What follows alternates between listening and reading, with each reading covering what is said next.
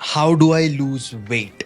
ये वीडियो में आपको परमानेंट वेट लॉस के लिए जवाब मिल जाएगा। वेट लॉस के लिए आपको चाहिए 3 स्टेप का प्रोसेस। सबसे पहला कैलोरी डेफिसिट। आपको फिगर आउट करना पड़ेगा कि आपको दैनिक क्रियाओं के लिए, आपको जिंदा रहने के लिए कितनी कैलोरीज चाहिए, एंड देन उसमें लाना पड़ेगा घाटा which we call calorie deficit. Let's say आपको चाहिए 2000 कैलोरीज दिन का, आप घाटा लाओ 300 से 700 कैलोरी का, और वो घाटे वाली कैलोरीज रोज की रोज खाना शुरू करो। इवेंचुअली जो घाटा है वो तुम्हारी बॉडी तुम्हारे स्टोर्ड बॉडी फैट में से निकालना शुरू करेगी। धीरे धीरे आपका फैट कम होगा, धीरे धीरे आपका वेट कम होगा। बट उसके लिए दूसरा पॉइंट बहुत जरूरी है। जो घाटे वाली कैलोरीज है वो कोई एक कंपोनेंट में से नहीं आ सकती। It has to come from a balance of carbs, proteins, fats, vitamins, minerals, fibre, probiotics and water.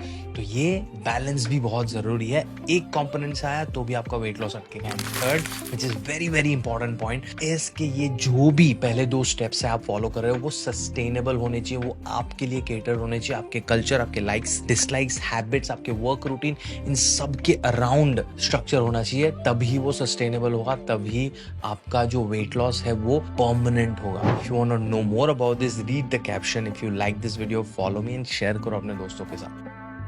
अगर आपको पीसीओएस है और उसकी वजह से आपका वजन बढ़ा हुआ है और अगर आपको वेट लॉस करना है तो ये वीडियो है आपके लिए। फर्स्ट ऑफ ऑल आपको रियलाइज करना पड़ेगा कि your case is different than the classic वजन बढ़ने वाला केस, कि आपने बहुत ज्यादा कैलोरीज खा ली है और उसकी वजह से आपका वजन बढ़ गया। नहीं, that's there, but the major reason is hormonal imbalance. Major reason is the condition called PCOS, जिसकी वजह से आपको नेगेटिव डोमिनो इफेक्ट हुआ है और आपकी बॉडी ने बहुत सारा फैट स्टोर किया है। तो you have to start focusing on the management of PCOS. और मैनेजमेंट ऑफ पीसीओएस के लिए आपको 3 चीजों पे काम करना पड़ेगा। पहला, fixing your food, have a balanced diet, consult a nutritionist and figure out a balanced diet for you. 2, start working on your unmanaged stress. And 3, if you live a sedentary life, add some sort of movement. There are no shortcuts to lose PCOS weight. The only way is to manage your overall lifestyle and do it in a way कि वो आपकी life का part बन जाए, otherwise आपके solutions भी temporary रह जाएंगे। Want to know more? Read the caption. If you enjoy this video, follow me and share करो अपने PCOS वाले दोस्तों के साथ, बहुत जरूरी है। पीरियड्स में आपको वर्कआउट करना चाहिए कि नहीं करना चाहिए, चलो फाइंड आउट करते हैं। देखो, फ्रेंड्स शो में रेचल का एक बहुत ही पॉपुलर लाइन था, Okay, no uterus, no opinion. तो यहाँ पे ओपिनियन नहीं है, साइंटिफिक फैक्ट्स हैं। सबसे पहला, आप सब लोगों को पता है कि पीरियड्स के दौरान आपके हार्मोनल रोलर कोस्टर की वजह से आपको बहुत ही फटीग फील होता है। You are so tired, you don't want to do anything. आपको बिस्तर में पड़े रहना है, बिंज वॉच करना है, बिंज ईट करना है। If this is something you want to do it. ज्यादा लोड लेने की जरूरत नहीं है, 4-5 दिन की बात है, यू कैन रिकवर आसानी से बाद में। बट बाय सम वे तुम अगर अपने आप को उठा के कुछ वर्कआउट कर लोगे तो here are the benefits. Endorphins release होंगे। एंडोर्फिन्स आपको बहुत ही अच्छा फील कराएंगे, आपके मूड स्विंग्स में आपको हेल्पफुल हो सकता है, आपके पीएमएस और पेन सिम्टम्स को भी रिलीव कर सकता है। So try doing that. 3, बहुत सारे लोग जो एकदम फिटनेस फ्रीक हैं, जो पीरियड्स के दौरान है ना अपने आप को जज करने लगते हैं कि यार मैं वैसे 60 किलो उठा लेती हूँ, यहाँ पे 30 किलो उठ रहा है, मेरा स्ट्रेंथ कम हो गया। नहीं, स्ट्रेंथ नहीं कम हुआ है। फर्स्ट रीजन की वजह से आप नहीं हो अप टू द मार्क, आप नहीं हो आपके बेस्ट परफॉर्मेंस में, तो इट्स ओके ना बाबा, 4-5 दिन में वापस से वो ठीक हो जाएगा।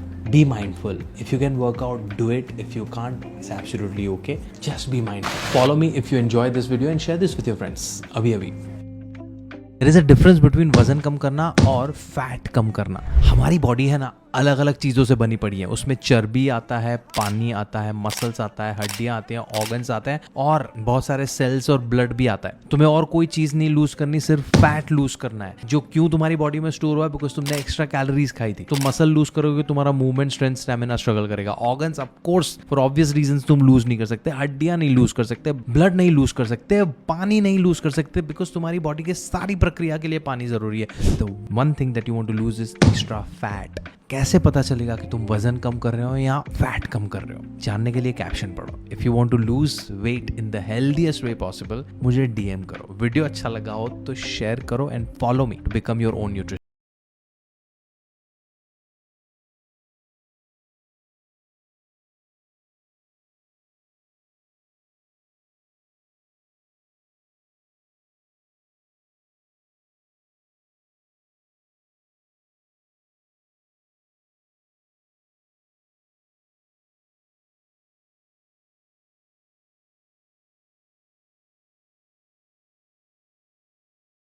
बहुत ही सीरियस वीडियो है, hang in there. Yeah there was this pregnant lady, 2 बच्चे ऑलरेडी थे, pregnant with the third one, कुछ होता है, डिसाइड्स टू कमिट सुसाइड, दोनों बच्चों के साथ. Why? Pregnancy, depression. Fortunately, she survives, continues to be depressed. Why? Post-pregnancy depression. These conditions are more common than we think. And हाँ, आपके दिमाग में वो आर्ग्यूमेंट आएगा कि हमारी दादी लोग, मम्मी लोग ने तो इतने सारे बच्चे किए थे, उनको तो कभी कोई प्रॉब्लम नहीं था, ये नए ज़माने के चोंचले हैं. नहीं, यू हैव नो आइडिया. हमारे पेरेंट्स, ग्रैंड पेरेंट्स को भी मेंटल हेल्थ इश्यूज़ हैं, अवेयरनेस नहीं था तो कभी उन्होंने बात नहीं की थी. और ज़माने से कोई चीज़ हम अगर करते आ रहे हैं तो ज़रूरी नहीं है कि वो सही है. तो अगर आपके घर में कोई प्रेग्नेंट है तो do this, check in with them. उनका मूड या उनका बिहेवियर अगर चेंज होता है तो address that, provide them with any support that they need. The worst thing you can do is, if you are a husband, you are like बच्चे के बाद तो हॉलीडे जाने को मिलेगा नहीं, तो प्रेगनेंसी में जितनी भी छुट्टियां लगानी है मैं लगा के आ जाता हूँ. नो, स्टोरी जो था ना was a true story. One of my really close friends के बारे में था वो. शेयर दिस वीडियो, काफ़ी इंपॉर्टेंट है. अगले कुछ दिनों के लिए इंटरनेट पे ये वाला न्यूज हर रोज हर जगह पे तुम्हें दिखेगा. Be ready for it. Yes, ये न्यूज सही है. यस, 16 साल के बच्चे की प्रोटीन शेक पीने के बाद डेथ हो गई यूके में, और यूके गवर्नमेंट ने बोला कि प्रोटीन सप्लीमेंट के पैकेजिंग पे हेल्थ वार्निंग होना चाहिए. बट ये वाला वार्निंग न्यूज चैनल के हेडलाइंस और आर्टिकल्स के हेडलाइन पे भी लागू होना चाहिए. बिकॉज ये हेडलाइंस इस तरीके से डिजाइन किए गए हैं ना कि इंटरनेट की नादान जनता जो ऑलरेडी फियर मॉन्गरिंग से पीड़ित है वो पढ़ेगी और सोचेगी कि प्रोटीन शेक पियेंगे तो हमारी भी 3 दिन में डेथ हो जाएगी. नहीं, that kid was unfortunately suffering from this very rare genetic condition जो 1 लाख में एक बच्चे को होती है. उस कंडीशन में तुम्हारी बॉडी के प्रोटीन डाइजेशन के बाद जो वेस्ट प्रोडक्ट निकलता है वो तुम्हारी बॉडी उसको बाहर नहीं फेंक पाती, तो वो वेस्ट प्रोडक्ट तुम्हारे ब्लड में जमा हो जाता है, हाइपर एमोनिया कॉज करता है, और वो can lead two comma and death, जो ये बच्चे के साथ अनफॉर्चुनेटली हुआ. तो यस, रेगुलेशंस होने चाहिए. यस, हमें हेल्थ वार्निंग पढ़ने चाहिए. बट नो, हमें प्रोटीन सप्लीमेंट को as an important source of protein के तौर पे इग्नोर नहीं करना चाहिए. Because as a nation we all are suffering from protein deficiency, और उसमें से पैदा होने वाली बहुत सारी कंडीशंस. तो सोचो इसके बारे में before getting scared out of this article.